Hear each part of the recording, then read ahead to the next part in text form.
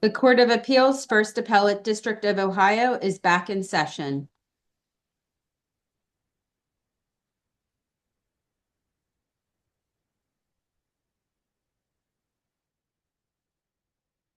Good morning. We have one case scheduled to be argued by Zoom this morning. That is State versus Marshall C240647.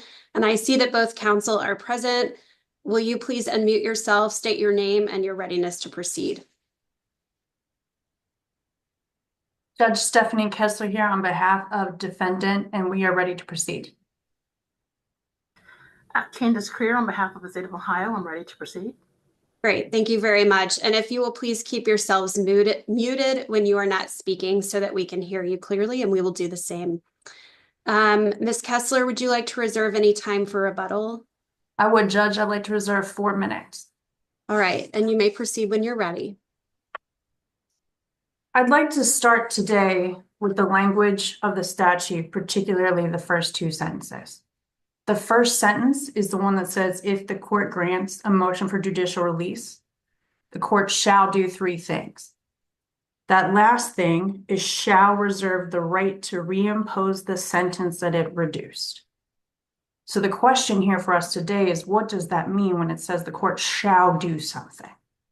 And what happens if they don't take any action? And I think the beginning of the second sentence helps us answer that question. Beginning of the second sentence is if the court reimposes the reduced sentence. And I think that if is really important. So when we look at a case cited to by the State v. Taylor, which is a first district case, the first district has a sentence in here that says, if a court reimposes an offender's prison sentence after revoking judicial release, the court can only reimpose the offender's original sentence with credit for time served. I find that reading that says the court can only reimpose the reduced sentence to conflict with this if language, right? So we see shall inside RC 2929.20 section K a handful of times. It gives us the first 3 shalls that the court must do if it grants a motion for judicial release. It says community control shall be no longer than 5 years. And if we keep going to the second paragraph in subsection K, we again see the court shall notify the appropriate person, the court shall notify the prosecuting attorney. So clearly the legislator here knows how to use the word shall. And what we don't see in this statute is a sentence that says, if a court finds a community control violation, the court shall impose the reduced sentence. We don't even see a sentence that says, if the court finds a community control violation, the court shall impose a sentence of imprisonment. The way that I read the statute to me is it's like there's a second sentence missing between those first 2.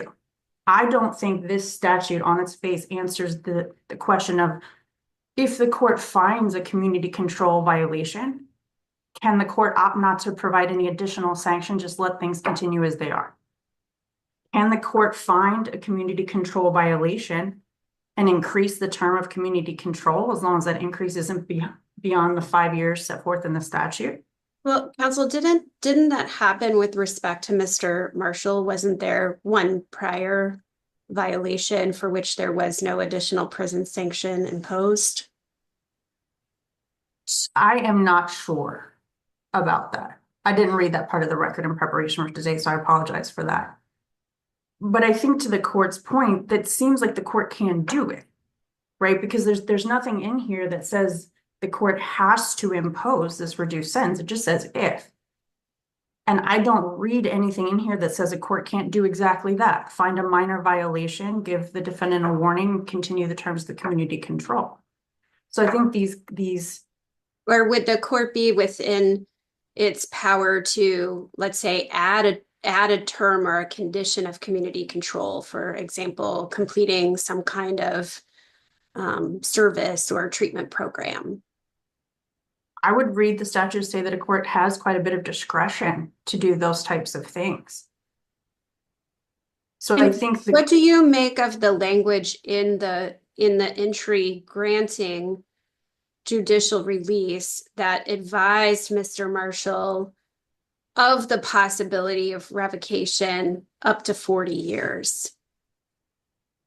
I think that's a tricky question because 40 is clearly more than the sentence that she could impose if she reimposed the balance of the sentence. But that's not what the statute says. The statute says the court shall reserve the right to reimpose the sentence. And I don't think stating that she might impose a term of 40 years meets that reservation of the right in the record to reimpose the suspended part of the sentence. I mean, she certainly said that she would revoke it, and she certainly said that she'd consider a term of incarceration, but I don't think what she said meets that shall language of the statute.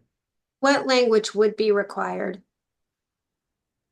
I think it'd be pretty express. I think it would either be, I reserve the right to reimpose the suspended sentence, or it could be, I reserve the right to reimpose the remainder of your sentence, or I reserve the right to reimpose the specific number of years, in this case, 7, that are remaining on your sentence. I think something like that, that we know what the court is doing, would be helpful.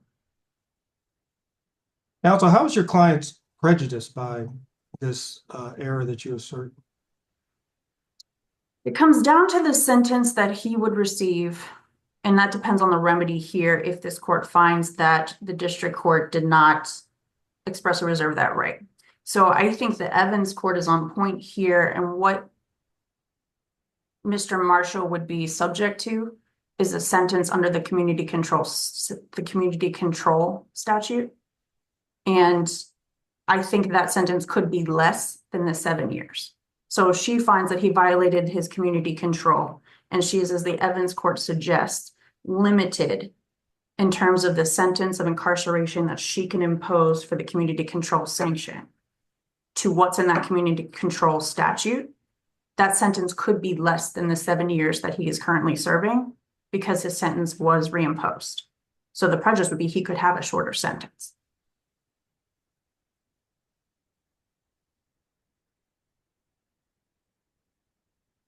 I mean, I think that's one of the other interesting things that the courts point out in their decisions is if we agree that there's quite a bit of discretion for the court in terms of what it's going to do in terms of violation for community control, well, then what happens if the court does want to impose a sentence of incarceration and the court hasn't reserved the right to reimpose the reduced sentence? What happens?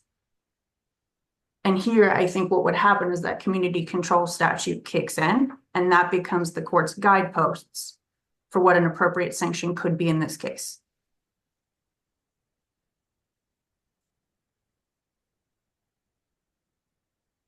And if there are no further questions, I will see the rest of my time. Thank you very much. Ms. Creer.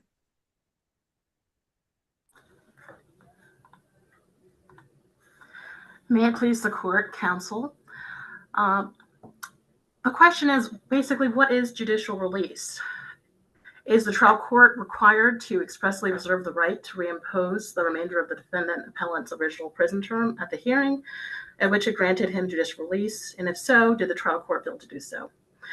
So Ohio Revised Code section 292920 provides 3 shall statements. The court shall order the release of the defendant. The court shall reserve the right to reimpose sentence, and the court shall place the eligible offender under an appropriate community control sanction. These 3 actions the trial court must take. They are not optional. So in this case, the state will argue that it is implicit that the reservation of the remainder of the sentence in judicial release is there, but also the court explicitly states that they will send him back if he does violate, even though the first time he violated, he was not sent back for the remainder of his prison term. Additionally, in the entry, the court lays out that it would impose a prison term of 40 years if he does violate, though What's the impact of that error? Because I think we all can ascertain that number of years was incorrect, right? It was right. That didn't reflect the actual number of years that the court could reimpose. So what is the impact of that error? Is that just merely a typographical error, or does that carry some kind of notice implication, or does that undermine the trial court's compliance with the statute? So when Mr. Marshall was originally sentenced, he was sentenced to 25 years. Everyone in that room at the judicial release hearing was aware that it was 25 years. It was stated on the record several times that he had served 17 and that he had approximately 7 years left in reserve. It was clearly a typographical error that resulted in no prejudice to the defendant, because he was not going to automatically be sentenced to 40 years if he did violate this. And it was clear it was typographical also because the defendant was referred to as a she in the entry. It might have been a cut and paste issue, and it should have been resolved by a non-pro-tunc entry, but it was not.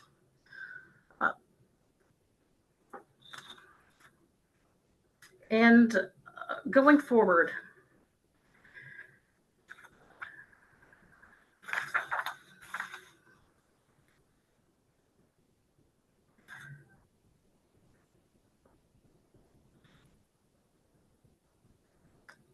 it is clear that if there are issues with the sentencing court at judicial release hearings, there should be a way to cure those defects. And the way to cure those defects is not to say, oh, you can no longer impose the remainder of the sentence, because that goes against the very nature of judicial release and Ohio law. That remainder of the sentence being reserved is not mandated to be reinstated if the offender violates the sentence. It is a safeguard. It is a sentence that allows the offender to be aware that they are still under that sentence. That sentence is there. It has not been expunged. It has not been wiped away. The court does not have the discretion to just leave the remainder of the sentence off the table. And when Now, counsel, isn't the point of explaining to the defendant the sentence that's left on the shelf, as they say, to make sure that they understand they need to walk the straight line here, that there are going to be significant consequences if you violate those terms? Is that correct? That is 100% correct, Your Honor. And by saying it's going to be more than what it actually could be, you're even giving a stronger caution to the defendant. It is. But in this case, it was a mistake, and 40 years was never going to be applied to Mr. Marshall if he did violate. But you are correct in that it was an amount of time that was reserved, that he knows he has the remainder of his sentence on the table, and that he should comply with community control standards and to not violate the law. Unfortunately, Mr. Marshall did violate the law, and he was given another chance. So he did violate his community control sanctions, and he was not automatically given the remainder of his sentence. Only this time, when he was charged with possession of drugs, trafficking, did the court decide, no, this is something that needs to be dealt with by reimposing the remainder of his sentence, as well as providing a sentence for those charges. So, if there are no further questions, the state would cede the remainder of the time. Seeing no other questions, thank you for your argument this morning. Thank you. Ms. Kessler, you have 8 minutes remaining. And I'll be brief.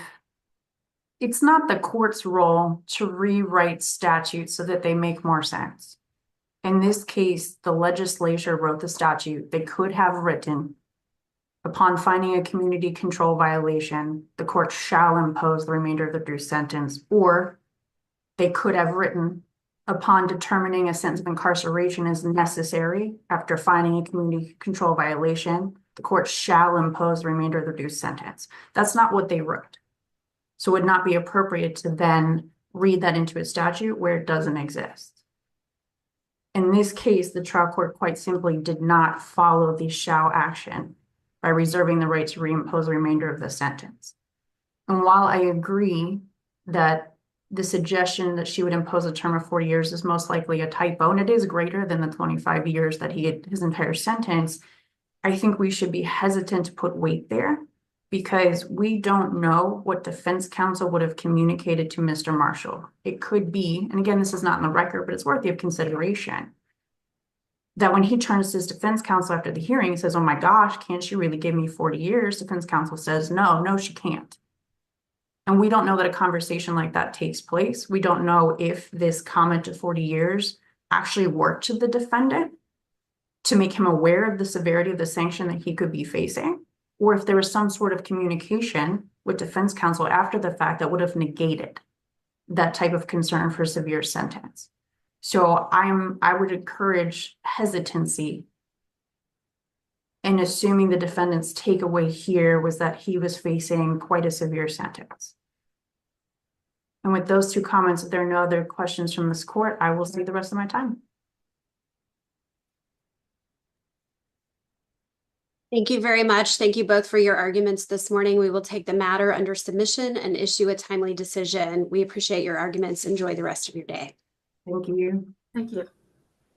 The Court of Appeals First Appellate District of Ohio is now adjourned.